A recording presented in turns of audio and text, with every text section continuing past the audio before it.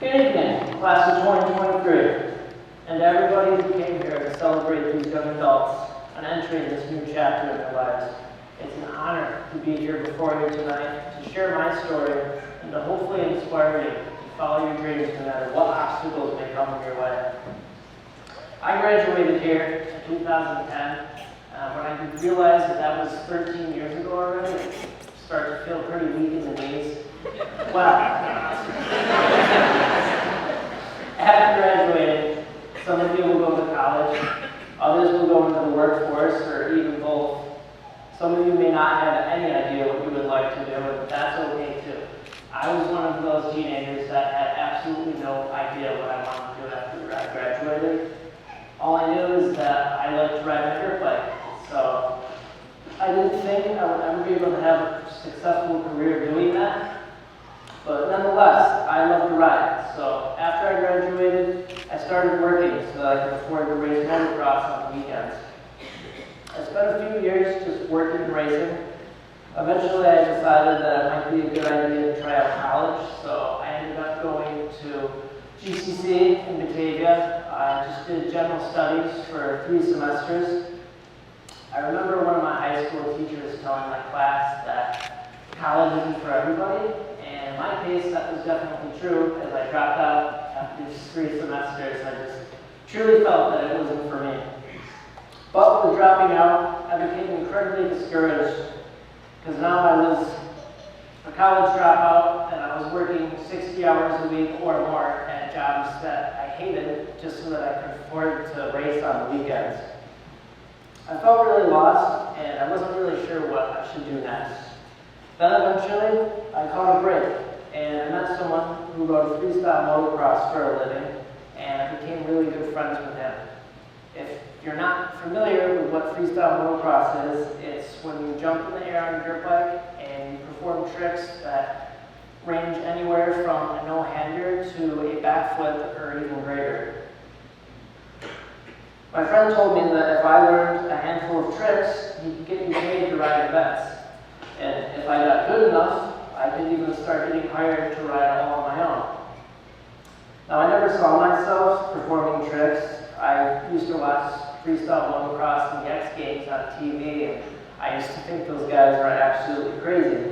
But working 60 hours a week, a job that I hated, was just as crazy to me. So that was the motivation that I needed to get to work, to start learning tricks. And eventually I got good enough where I was getting hired on my own to ride professionally. And that was my career for the next 5.5 years. As a professional freestyle motocross rider, I had the absolute privilege of doing what I absolutely loved for a living. The thrill of performing death-defying stunts in front of a live audience was indescribable. I traveled all over, moved to Chicago, met amazing people, some of which I used to watch on TV growing up, and now I was getting to not only ride with them, but I was becoming best friends with some of my childhood heroes. Sorry, I lost my place here. Wow, I already messed up here, sorry. There we go, alright. Really felt like I was on top of the world because I was doing exactly what I wanted to do for a living, and I was getting paid decent money to do it. Through my career, I did suffer a fair amount of injuries. Unfortunately, that's just something that comes along with the sport. I shattered both my wrists, I broke my pelvis twice, countless ribs, but nothing could have prepared me for the injury that left me paralyzed. This injury was absolutely terrifying. I remember trying to get up after I crashed, and I realized that the whole lower half of my body was numb. I started to have a horrible panic attack, and thankfully one of the other riders I was performing with was able to calm me down just enough before they loaded me into the ambulance. While I was in the ambulance, on the way to the hospital, I called my best friend and I let him know what had happened, and to please call my parents and to let them know what had happened because I just did not have the money to make that phone call. I knew it was really bad, but I wasn't sure quite how bad. Then, after I got to the hospital, I was waiting in the hospital bed after I got all the x-rays done, and my worst fears were confirmed when the doctor came in and he told me that there was very little chance that I would ever gain feeling back, and he was sure that I would never walk again. The road can be a really hard place, but trying to navigate through it in a wheelchair is a whole other struggle.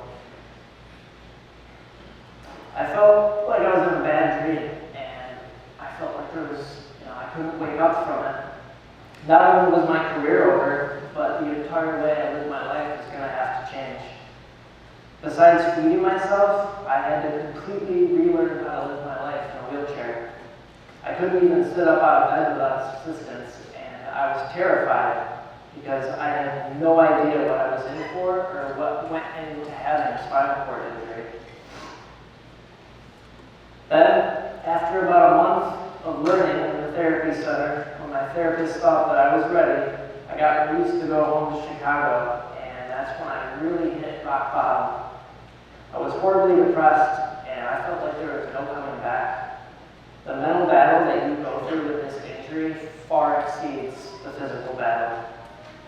I remember a year or so before my injury, I was talking to one of my friends that I rode with, and I told him that I would much rather die than to get paralyzed in a crash, and I meant it when I said it.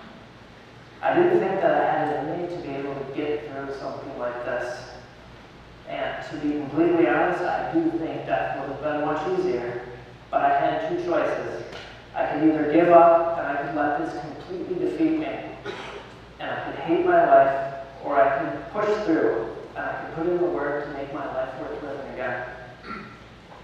We're put on this earth for a really short time, and I refuse to let this injury rob me from making the most of the short life that I was given. I started to realize that there are people paralyzed from the neck down that would give anything to be in my situation. Every day I try to remind myself that there's someone in a worse situation. So I pushed through, and I worked incredibly hard to be as good as I could be at living with paralysis to the point where I'm completely independent now. I even got back on a bike, and I began learning to ride again, and as crazy as it sounds, I am working on becoming the world's first paraplegic to land front flip on a dirt bike.